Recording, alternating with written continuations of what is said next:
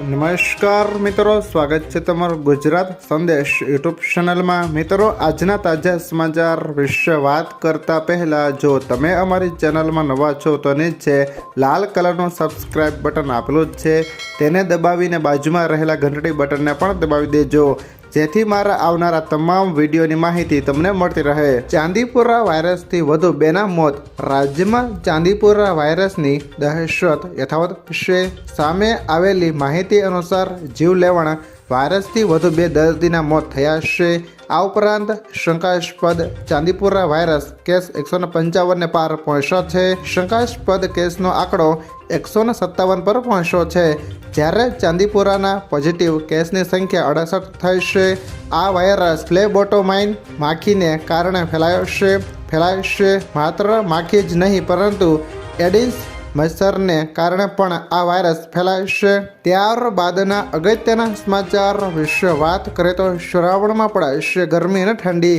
રાજ્યમાં મેઘરાજા મન મૂકીને વરસી રહ્યા છે, ત્યારે આજે રાજ્યના ઘણા વિસ્તારોમાં હવામાન વિભાગે કરેલી આગાહી પ્રમાણે ભારે વરસાદ ખાબક્યો છે, તો બીજી બાજુ હવામાન નિષ્ણાંત અંબાલાલ પટેલે વરસાદને લઈને સણસણતી આગાહી કરી છે। તેઓએ જણાવ્યું કે નર્મદા અને તાપી નદીના જળ સ્તરોમાં વધારો થાય છે।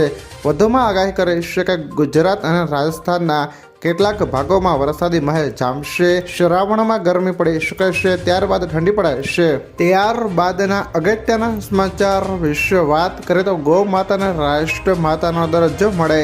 બનાસકાંઠાના સાંસદ ગેનીબેન લોકસભામાં માંગ કરી છે કે ગૌ માતાને રાષ્ટ્ર માતાનો દરજ્જો મળે, ગૌવંશ હત્યા ઉપર પ્રતિબંધ મૂકવામાં આવે।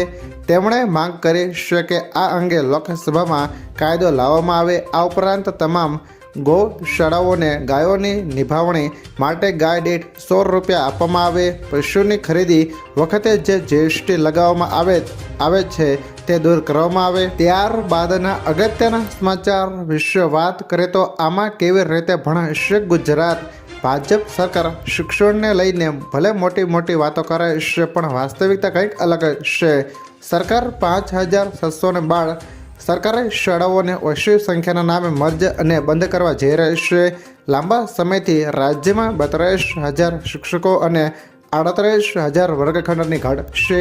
રાજ્યમાં 1,657 સરકારી શાળાઓ માત્ર શિક્ષકથી અને 341 શાળાઓ માત્ર એક જ ઓરડામાં ચાલે છે। 14,652 શાળાઓ એવી છે જ્યાં એક વર્ગમાં અલગ અલગ ધોરણના વિદ્યાર્થીઓ બેસે છે।